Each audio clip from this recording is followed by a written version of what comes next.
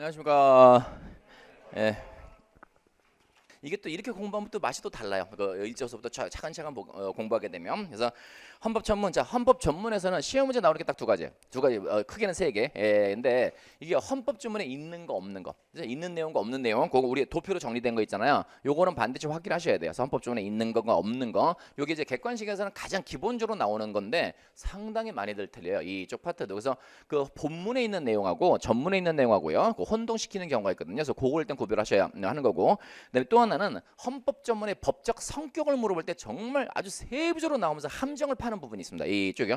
자, 헌법 전문은 우리가 처음에 여러분들 이제 1년 전에 그 공부할 때요, 헌법 전문의 법적 성격을 인정할 것이냐, 문제에서요, 이게 헌법 전문이라고 하는 거예요. 이게 우리 법전이 있으면 그 앞에 공포문이 붙는다 그랬죠. 늘 공포문이 붙고 그다음에 이제 그 법률이 들어오기 때문에 공포문은 법률의 일부가 아니다. 그러니까 얘는 법적 성격이 없다. 법의 일부가 아니기 때문에. 그래서 얘는 법적 성격이 없는데, 전문은 공포문 다음에 대한민국 헌법이라는 표제 다음에 전문이라는 게 들어오고 그다음에 본문이 들어온단 말이에요. 이 내용이니까 헌법 전문은 헌법전 내에 들어와 있는 것이기 때문에요. 이게 과연 법적 성격을 인정할 수가 있는 거냐, 아니면 근데 서문이라고 하는 것이기 때문에 그냥 하나의 머릿말의 성격을 가지니까 그냥 선언적 의미를 갖는 거냐, 요구에 대해서 이제 견해의 대립이 한다고 했었죠. 이쪽에. 그래서 이 법적 성격에 대해서는요, 부정하는 견해가 있고 긍정하는 견해가 있다란 말이야. 근데 부정하는 견해는 그냥 선언적 의미만 갖는다라고 하게 되는 거고, 이런 선언적 의미를 갖는다고 보는 견해들은 보통 독일의 법실증주의자들이요. 그래서 이거는 명령화돼 있지 않고요, 그냥 막연하게 추상적으로 기술되어 있기 때문에 이거는 선언적 의미만 갖는다는 거는 법실증주의들, 얘네들이 부정적인 견해를 갖고 있는 거고, 조심할 것이 미 연방대법원이 부정한다고 있다는 거 알아두셔야 돼요. 그래서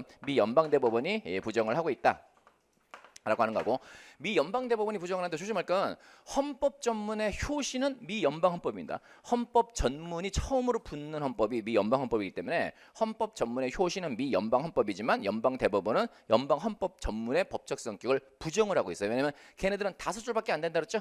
헌법 전문이 굉장히 짧아요. 그래서 헌법을 제정하게 되는 그냥 그 시대적 상황 같은 거, 요것만 딱 규정하고 있기 때문에 걔네들은 부정을 해요. 이쪽은. 근데 긍정하는 견해가 우리나라가 이제 통설의 입장이 되는 거고, 판례 입장이 되는 거고요. 이 경우가. 근데 이제 조심할 건데, 여기서 이제 함정 파는 게 뭐냐면, 법적 성격을 부정하는 견해에서는요, 당연히 재판 규범성도 부정을 해버려요. 이 경우에. 왜냐면 재판 규범성이라고 하는 거는 구체적 분쟁을 해결하는 재판에서 이걸 적용시켜서 규범, 강제력을 가지고 해결할 수가 있느냐의 문제가 되는데, 이미 법적 성격을 부정해버리게 되면요, 재판 규범성도 부정할 수밖에 없어요. 이쪽은. 그러면 반대적으로 법적 성격을 긍정해버리면 재판 규범성을 갖다가 긍정할 거냐 문제인데, 여기서 견해가 약간 나뉜다는 겁니다. 그래서 요거 가지고 내요. 그러니까 법적 성격을 부정하는 견해는 그 재판 규범성이 당연히 부정되고, 법적 성격을 긍정하는 견해에서는 재판 규범성도 당연히 인정된다 그러면 틀려요. 그래서 여기서는 견해가 나뉩니다. 견해가 나눠서 다시 긍정하는 견해하고 부정하는 견해로 나뉘어지거든요. 이쪽에서 헌법 전문의 법적 성격을 긍정하는 견해에서도 그 재판 규범성 여부에 대해서는 다시 견해가 나뉜다는 걸 알아두시면 되고요. 다만 통설하고요, 판례가 재판 규범성까지도 인정을 하고 있다라고 하는 거예요. 그걸 알아두시면 돼서 그냥 아무 얘기 없이, 그냥 아무 얘기 없이 헌법 전문에서 설명에다 나오고 괄호 열고 뭐 견해에 대해서 헌법재판소 판례에 의한다 이렇게 나와버리게 되면 그냥 여기에 따라 풀면 돼요. 그래서 헌법재판소는 헌법 전문은 우리 헌법의 최고의 이념적이고 가치이고 법적 성격을 가지면서 동시에 재판 규범성을 갖고 있다는 것이 우리 헌재 입장이니까 그것만 조심하시면 됩니다. 이 논리적으로 물어보는 건 이제 요것만 조심하시면 되고요. 그다음 두 번째, 이제 그건 여러분들의 암기에 달려 있는 거는 이게 헌법 전문에 있는 거 없는 거, 그걸 물어보는 것이기 때문에 그거를 일단 구별해서 조심을 하시면 돼요. 자, 일단 전문 봅시다. 헌법 전문이요. 유구한 역사와 전통에 빛나는 우리 대한 국민은이에요. 자, 여기서 하나 알아둘게. 우리 헌법 전문은 문장이 하나라고 하는 거죠. 그래서 그 중간에 끊기는 문장이 없기 때문에 한 문장입니다. 그러면 이게 주어예요. 대한 국민이 주어입니다. 대한 국민이 주어고요. 이거 옛날에, 아주 옛날에 정말 치사하게 나올 때는 대한 유구한 역사와 전통에 빛나는 우리 대한민국이라고 바꿔갖고 한번 출제된 적이 있었다 그랬죠. 그래서 대한민국이 아니라 대한국민이고요. 이건 그다음에 국민이 어디서 맨 마지막 줄에 국민이 48년 7월 12일에 제정되고 8차에 걸쳐서 개정된 헌법을 이제 국회 의결을 거쳐서 국민 투표에 의해서 개정한다고 되어 있기 때문에 국민들이 헌법 개정을 했다는 건 분명히 나타나 있죠. 그래서 헌법 개정 권력의 주체가 국민이라는 것이 헌법 전문에 나타나 있다라고 하는 거고요. 또 하나 나아가 뭐냐면 헌법 전문에는 헌법 제정 권력의 주체가 국민이라는 것이 분명히 밝혀져 있다라고 하는 이제 헌재 문장도 있다란 말이에요. 왜냐면 1948년 7월 12일 날 제정되고라고 돼 있지만 이것이 48년 헌법은 어떻게 돼요? 제정한다 이렇게 돼서 국회의결로 제정한다 이렇게 했기 때문에 국민이 제정을 한 거잖아요. 그러니까 역사적으로 볼 때는 대한민국 국민이 헌법 제정을 했고 그다음에 8번을 개정을 한 것을 갖다가 지금 다시 국민투표로서 개정한다 이렇게 됐기 때문에 국민이 헌법 제정 권력의 주체이면서 헌법 개정 권력의 주체라고 하는 것을 헌법 전문에서 찾아볼 수가 있게 돼 있어요. 그래서 우리 헌법에는 헌법 제정 권력의 주체가 국민이라는 게 명시되어 있는 조항은 없는데 헌법 전문에서 국민이 헌법 제정 권력의 주체라는 것이 분명히 밝혀져 있다라고 하게 되면 그건 맞는 질문입니다. 자, 그다음에 3.1운동 있죠? 자, 3.1운동이라고 하는 건 건국 헌법 때부터 계속 규정이 돼 있었다는 것도 알아두셔야 돼요. 3.1운동으로 건립된이라고 해야 됩니다. 그러니까 이게 문제가 되는 게 요 문장 가지고 얼마 전에 막 싸웠잖아요. 그 학자들끼리서 우리나라 대한민국의 건국 연도를 몇 년으로 봐야 되느냐라고 해갖고요. 지금 우리가 건국 70년, 뭐 건국 71년 있으면 이렇게 얘기하거든요. 뭐 70년 이렇게 얘기하니까 그 잘못됐다. 1919년서부터 잡아야 된다라고 해요. 우리 헌법에 3.1운동은 건립된이라고 했으니까 이미 3.1운동으로 우리 대한민국이 건립됐으니까요. 그때서부터 대한민국 정부가 이루어진 걸로 봐줘야 된다라고 하는 그런 이제 막 주장을 하는 사람들이 있어요. 이 경우가 그러니까 헌법에 3.1운동 건립된 대한민국 임시정부라고 했기 때문에 임시정부가 이미 3.1운동으로 건립됐으니까 임시정부의 그 건국 연도는 1919년으로 봐야 된다. 뭐 이런 이제 견해들이 나오게 되는데요. 그거는 그냥 학자들의 그냥 그냥 말장난이라고 생각하시면 돼요. 그건 뭐 정치적인 문제이지 우리 법적으로 크게 문제 될 것 없으니까 아무튼 3.1운동 건립된 대한민국 임시정부의 법통을 개정합니다. 조심할 건 대한민국 임시정부의 법통 개정은 현행 헌법이 최초예요. 3.1운동은 건국 때부터 있었고요. 대한민국 임시정부의 법통 개정은 현행 헌법에서 최초고, 자 그다음에 그 법통과 그다음에 불의에 한거한 4.19 민주이념을 개정을 하고라고 되어 있습니다. 그래서 4.19 민주이념 개정이 이제 현행 헌법에 들어와 있는데 4.19 민주이념 개정은 30 헌법에서 처음 들어오죠. 30하고 헌법 5차 개정 헌법에서 처음으로 들어왔다가 이게 그 50 때 삭제가 됐고요. 현행 헌법에서 다시 부활을 합니다. 됐고요. 그다음에 이 3.1운동하고요. 그다음에 특히 이제 4.19 민주이념이죠. 불의에 한거한 4.19 민주이념. 요걸 저항권의 간접적 근거로 보는 견해가 있어요. 저항권의 간접적 근거로 보는 견해들이 있습니다. 불의에 한거한 4.19이니까 요걸 저항권의 간접적 근거로 본다. 우리 헌법에는 저항권이 명시적인 규정이 없습니다. 그런데 이제 헌법 전문에서 요 문장을 기준으로 해서 저항권의 간접적 근거에서 어떤 사람들은 3.1운동하고 4.19를 갖다가 저항권의 간접적 근거로 보는 사람도 있고요. 그냥 4.19만 저항권의 간접적 근거로 보는 견해도 있어요. 이 경우. 근데 조심할 거는요. 이 불의에 한건 4.19 민주주의를 개성한다는 이 문구를 판례가 저항권의 근거로 제시한 바는 없습니다. 그냥 학설에서 이거는 저항권의 근거로 보고 있는 거고 우리 대법원은요. 헌법 전문에 규정되어 있는 4.19를 운운하는 것도 저항권의 근거로 볼 수가 없는 거라고 명시적으로 배척을 해버렸고 그다음에 헌법재판소는 저항권이 헌법에 규정되어 있든 없든 간에 엄존한 국민의 실존하는 권리다. 자연권으로서 당연히 인정해버렸기 때문에 헌재도 4.19 민주이념을 기초로 해서 저항권을 인정한 것이 아니라 저항권은 당연한 국민의 권리라는 걸 그냥 인정을 해버렸단 말이에요. 그래서 그것도 알아두시고 자 조국의 민주개혁이라고 하는 그 단어는 있어요. 조국의 민주개혁 그다음에 평화적 통일의 사명도 헌법에 있습니다. 지금 제가 끊어서 있는 부분도 조심해서 알아두셔야 돼요. 다시 한 문제 그렇게 끊어 나오니까 조국의 민주개혁 평화적 통일의 사명 그래서 평화통일의 사명이 처음으로 헌법에 들어오는 것은 7차 개정 헌법이라고 했죠. 7차 개정 헌법에서 처음 들어왔다. 그래서 통일이란 말이 처음 들어오는 것은 7차 개정 헌법에서부터고 사명이 입각해 정의 인도 동포에 있고요. 그다음에 민족의 단계를 공고히 하고 있죠. 그래서 이 민족의 단계를 공고히 한다는 게 민족주의를 표방을 하고 있다고 하는데 민족주의는 우리 헌법에 명문의 규정은 없어요. 다만 이제 민족의 단계를 공고히 한다라는 표현이 되어 있다는 거를 알아두시면 되겠고요. 그다음에 모든 사회적 폐습과 불의를 타파하고 자율과 조화를 바탕으로 자유민족 기본질서를 더욱 확고히 한다. 우리 헌법에 자유민족 기본질서라고 명시되어 있는 게 헌법 전문하고요.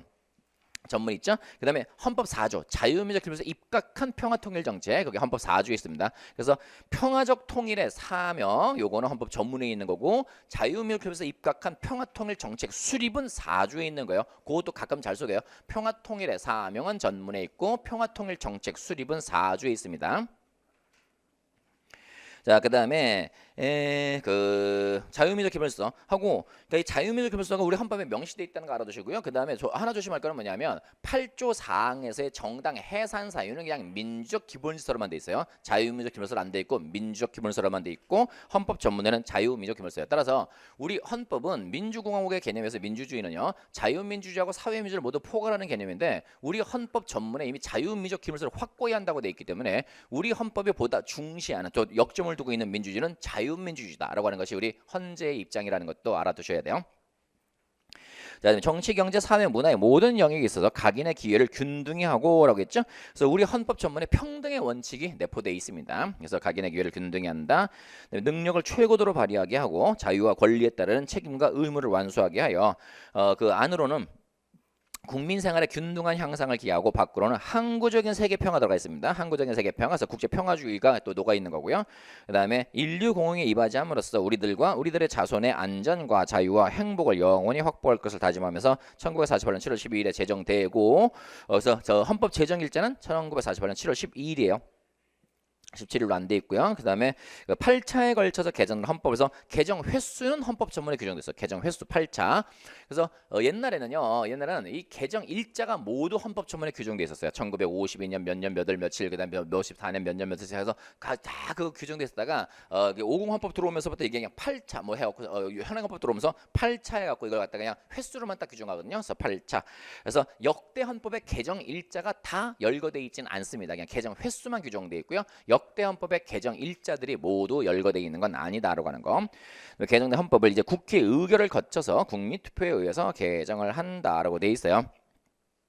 그래서 요 문장들을 잘 조심해서 알아두시고, 그다음에 그 헌법 전문에 규정되어 있지 않는 것들 있잖아요. 요게 이제 맨날 잘 나오는 거죠. 영토 조항은 3조에 있는 거고, 그다음에 권력 분립은요 헌법 전문에도 없고요. 우리 헌법 어디에도 권력 분립이란 단어는 없습니다. 권력 분립이라고 하는 것이 명시적인 단어로 명시적으로 규정되어 있는 건 아닌데, 다만 우리 헌법은 권력 분립제를 채택을 하고 있다라든가, 우리 헌법은 권력 분립 제도를 규정하고 있다. 권력 분립제를 규정하고 있다. 이러면 맞아요. 왜냐면 권력 분립의 원칙이 명문화되어 있는 건 아니지만 권력 분립 원칙에 입각하고 있다. 권력 분립제를 규정하고 있다는 것은 헌법 40조, 66조, 그다음 101조 있죠. 그래서 이게 각각 3권 분립을 갖다가 이제 표현하고 있는 것이기 때문에 권력 분립제를 규정을 하고 있다는 게 맞는 식으로 나오는데, 권력 분립의 원칙을 명문화하고 있다. 그런 건 틀려요. 틀릴 수가 있어요. 그러니까 만약에 그거는 옛날에 막 논란이 있었던 시험 문제인데, 우리 헌법에 권력 분립의 원칙이 명시돼 있다, 명문화돼 있다고 하는 게 맞는 지문으로 나온 적도 있었고요. 그다음에 그게 틀리는 지문으로 나온 적이 있었어요. 그러니까 만약에 우리 시험 지문에서 우리 헌법은 권력 분립의 원칙이 명시돼 있다, 명문화돼 있다, 또는 명문 규정이 돼 있다 그러면요, 그거 놔두세요. 놔두시고 다른 지문들을 좀 먼저 보셔야 되고요. 그거는 주장하는 바에 따라 다르니까 우리 권력 분립제를 규정하고 있다는 맞거든요. 왜냐면 40조 이런 데서 우리 권력 분립 원칙을 찾아볼 수가 있기 때문에, 그래서 권력 분립에 입각하고 있다고는 또 다르죠. 입각하고 있다는 더 맞는 거기 때문에, 그래서 권력 분립제는, 권력 분립의 원칙 또는 권력 분립제는 헌법 전문이든 본문이든 명시적으로 규정되어 있는 바는 없습니다. 다만 권력 분립제를 명시적으로 채택했다 그러면 또 그건 또 맞단 말이야. 그러니까 그런 것들을 좀 구별을 하셔갖고요, 그 현장 논리에 따라서 해결을 하셔야 되고, 그다음에 국가 형태로서의 민주공화국은 1조에 있는 거고, 그죠? 그다음에 침략전쟁 부위는 5조에 있는 거죠. 침략전쟁 부위는 5조. 일반적으로 승인의 국제법규 준수는 6조에 있어요. 그래서 헌법에는 항구적인 세계 평화라고만 돼 있죠. 항구적인 세계 평화. 가 되어 있는 거고, 그 다음에 자유민주적 기본에서 입각한 평화통일 정책 수립은 4조에 있고요. 자유민주적 기본을 확고히 한다는 건 전문에 있는 거고, 그쪽은. 그 다음에 국가 전통 문화의 계승 발전과 민족문화 창달 의무, 요거는 헌법 9조 내지는 69조에 있죠. 헌법 9조나 69조에는 규정되어 있는데 헌법 전문에는 없고, 5.16 혁명은요 옛날에 삼공제 들어왔었는데 나중에 삭제가 돼버렸고요. 그다음에 민족주의가 표방은 되어 있는데요, 민족주의가 명시적으로 규정되어 있지는 않죠. 헌법 전문에도 민족주의를 표방을 하고 있어요. 민족의 단계를 공고히 한다 그래서 민족주의를 표방을 하고 있는데, 민족주의라고 딱 명시적인 단어로서 규정되어 있지는 않습니다. 그래서 민족의 단계를 공고히 한다라고 하는 것이 민족주의를 표방을 하고 있다는 얘기예요. 표방을 하고 있다는 거고, 또는 그냥 민족의 단계를 공고히 한다라고 하는 그 규정은 있는데, 민족주의를 명시적으로 언급하고 있는 건 아니다. 그 다음에 그 개인의 자유와 창의를 존중한다. 이건 119조. 그다음에 6월 민주화운동과 시민정신의 계승 이거는 헌법 전문에도 없고요. 우리 헌법 어디에도 없습니다. 6월 민주화운동, 뭐 시민정신 계승 없고, 그다음에 헌법 개정의 곤란성도 헌법 전문에 규정되어 있는 것은 아니라고 봐요. 이쪽에 다만 국회 의결을 거쳐서 국민투표로서 개정한다라고 하는 그 개정의 그 방법 같은 것은 규정되어 있는데 엄격하게 헌법 개정을 함부로 할 수가 없다라든가 이런 이제 곤란성까지는 명시하고 있지는 않게 돼 있습니다.